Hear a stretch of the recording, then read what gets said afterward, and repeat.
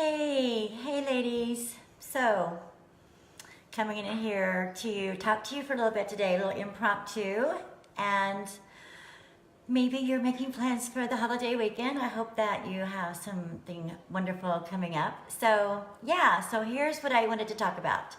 Spend a little bit of time talking about the number one failure of relationships. So there's something that's really important to address, and quite frankly, you'll never be happy if this is an issue that's happening with you and if it never gets addressed. It's talking about the common denominator of what's happening and going wrong, and talking about self-abandonment. So, hello. I am Teresa Sahi, the host of your group here, as you may know by now. If not, and if you're new, well then welcome. But yes, I'm a feminine genius and relationship coach, and I work with women to help them attract their soulmate. To women that are professional, single, been single for a while, over 40, who are looking for their soulmate, looking for that long-lasting love relationship, or to reconnect to the one that they may already have that seems that something is not working any longer. That often has to do with demasculizing ourselves, because society is putting women, us, in a more of a masculine role, and that's definitely not attracting the relationship and keeping the relationship. It's really understanding any self-limiting blocks that we may have taken on over the period of our life in relationships that are preventing new relationship from happening or sustaining, things like that. So again, I wanted to talk to you about the number one thing that is causing failures in relationship. And so, let me ask you, have you been experiencing in your relationships perhaps cheating, or fighting a lot, or really lacking communication? Communication isn't really cohesive. Just feel like it's slowly disconnecting, that just always feels like there's something missing, like just some disharmony. So have you been experiencing any of that? Have you experienced that in the past? So what have you done about that? Well, oftentimes if that happens, it's kind of like, okay, this isn't working. Perhaps it's time to move on, right? So maybe you've moved on and had another relationship, and oh my gosh, it seems like it's happened again. Like there's just like, it starts off okay, but then it just becomes really painful, and trying to figure out what to do. So this is what happens to a lot of women, and this is why I can attest to this as well. I talked to you many times about having multiple marriages and multiple divorces. Well, here's the deal. I don't think I gave you these statistics. Did you know that 40% of first-time marriages fail? Something like 60% of second-time marriages fail. And a whopping over 70% of third-time marriages fail. Now you know why that is my mission. My mission is not only to help you to attract your soulmate, to meet that man, that cherished relationship, and have harmony, connection, chemistry, but to sustain it, because there is so much out in our world, and in Western society maybe more so, I don't know. These statistics are mostly US statistics. Is not conducive for having long-lasting relationship, for marriages failing, for giving up too soon. But why is that happening? So that's what we want to address. That's what I want you to look at. Not to look at any failures per se, but what can we, you, me, do better to sustain the love that we want, right? So, okay, so here's the deal. So like what I was saying, like, so if something's not going right, so the connection isn't working, or if there's been cheating, or if there's been fighting, move on. So we think, okay, move on and meet somebody better, and then find out that's happening over and over, and still something's still not working. Well, here's the deal. We're moving on with ourselves, right? Taking ourselves with us. So That's what I want to address as the common denominator. That's what I had to do when I had 2 failed marriages behind me. What's the common denominator? Okay, it's me. So, now maybe you have heard of abandonment. And oftentimes abandonment is kind of talked about with like maybe as a child being left, being left, like somebody leaving you, right? So being abandoned. And that can cause very deep emotional wounds and problems maybe that took forward into the adulthood too, right?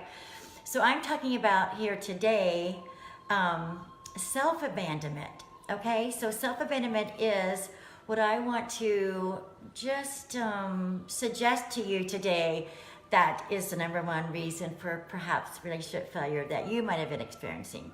So self-abandonment, and how I mean this exactly is making someone else responsible for your worth. Now, it isn't like that's something that we do, or you do, or we do like consciously, but when we're in a relationship, we, wanting the other person to, cater to us and to give us our love and always give us the compliments and the affection and kind of give, and it seems like we can never get enough. And women tend to go this direction a lot too. That's why, even when it's just on the dating stages, right? Why hasn't he answered my text? I haven't heard from him today. He hasn't called me today. I haven't texted me today. I haven't, that kind of thing. So that's kind of like an anxiety starts to happen because we're looking for them to fulfill this empty hole, our worth, our needs, and make us feel good, feel loved, right? Have you ever felt that way, right? Perhaps you have at some point. Definitely not alone. So where does this come from? So when we're children, we may have been raised by parents, been exposed to family members through our young ages of people that really didn't have the ability to give love freely, openly, authentically. And so, as children, we do look up to for our parents or for our caregivers to take care of us, right? Seems absolutely natural. And the love comes from that direction too.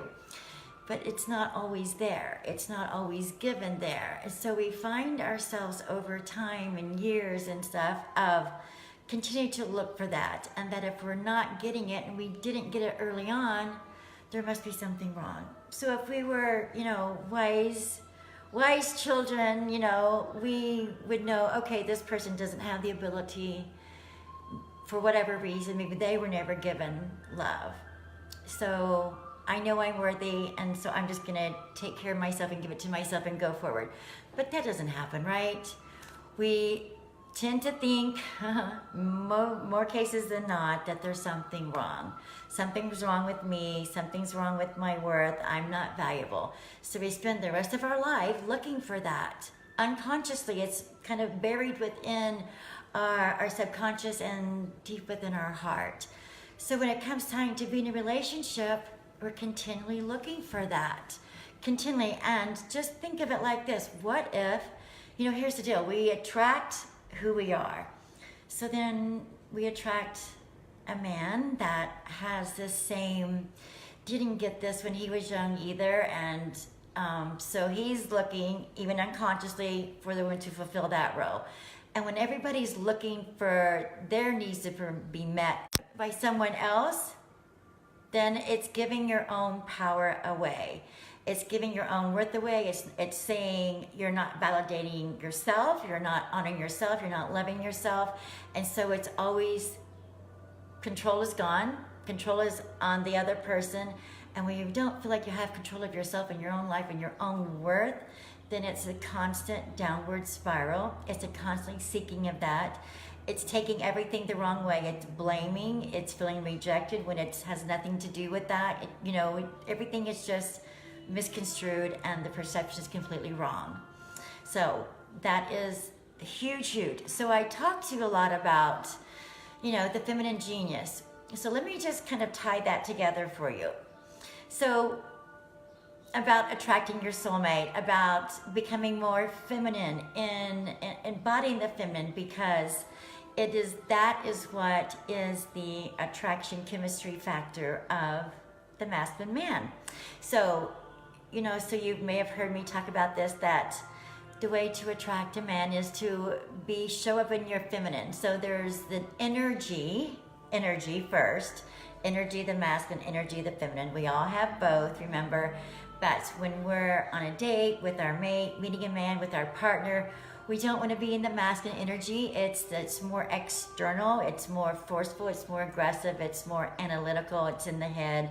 Where the feminine is more softer, receiving, receptive, kind of in more of a flow, and allows the masculine to kind of like be more the leader in that relationship or at that moment. It's not always being, so if the woman's doing that, then she's showing up more like the masculine, and so that's why it clashes instead of, like repels instead of creates chemistry. Okay, so that's hugely important to understand that. It's hugely important to understand the feminine, to embody that, and the energies of the masculine, right? Huge, because if you don't have that, the chemistry likely never happens. But this, what I'm talking about today, this self-abandonment, this making somebody else responsible, you can learn about the feminine energy and practice that, and you can attract a mate, you can attract a date, you can attract interest. But unless you address any subconscious triggers, past emotional self-abandonment, emotional not getting the love from a family, and so always seeking that and never saying I am good enough, I deserve this, and never recognizing that you're just seeking that kind of fulfillment, you can show up in your feminine all day long and you can attract, but it's the sustaining. It's those divorce statistics that I was just talking to you about. That's what you want to address, right? I want you to meet your soulmate. I want you to have the chemistry. But I also want you to keep the soulmate. So even if you have the relationship and you feel like it's not working and there's this fighting or this disconnection is getting further and further, that's something to look at. Do you feel like there's some emotional issues that happened in childhood? And the truth of it is, honey, it happens to a lot of people, a lot of us, self included. And it's not about blaming.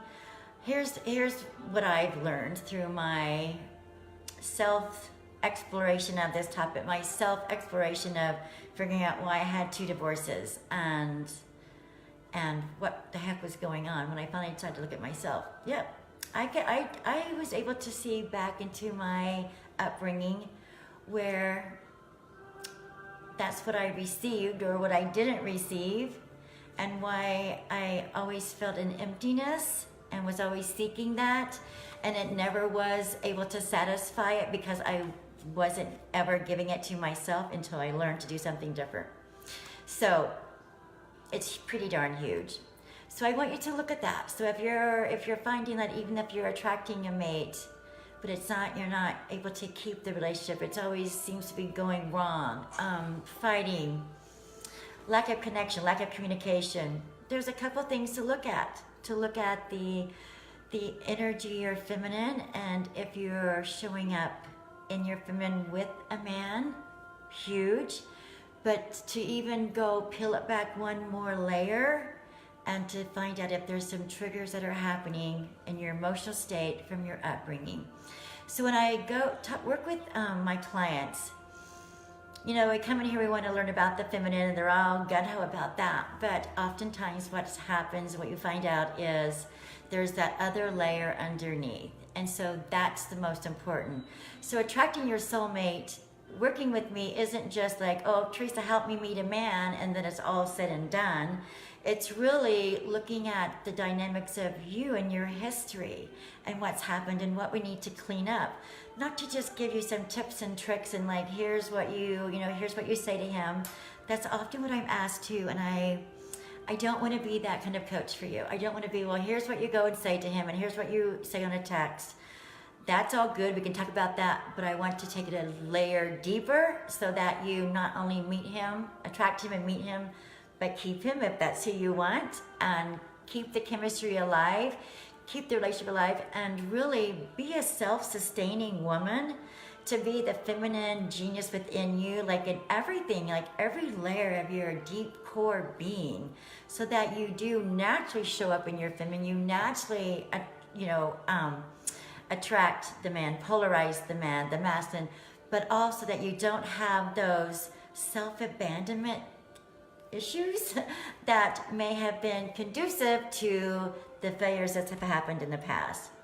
It's not your fault, and the truth of it is, you can't be blaming or beating yourself up or blaming anybody else or any of that. That is just a waste of time and energy, and where you really want to go, right? So it's about just looking deeper at that. So if you feel like that's something that makes sense to you, if you want to explore it a little bit more, I would love to, support you on that journey, and to, first talk about it and to see if you think that's something that is worth exploring, because it's really not just generally if relationships aren't working, if you're not meeting them, if you're not able to keep the relationship alive, keep it going, it continues to leave, continues to have fights, any of that, I promise you, you are good enough. You just need to believe that. And when you believe it, you show up differently. You actually show up more in your core being, which is more in your feminine.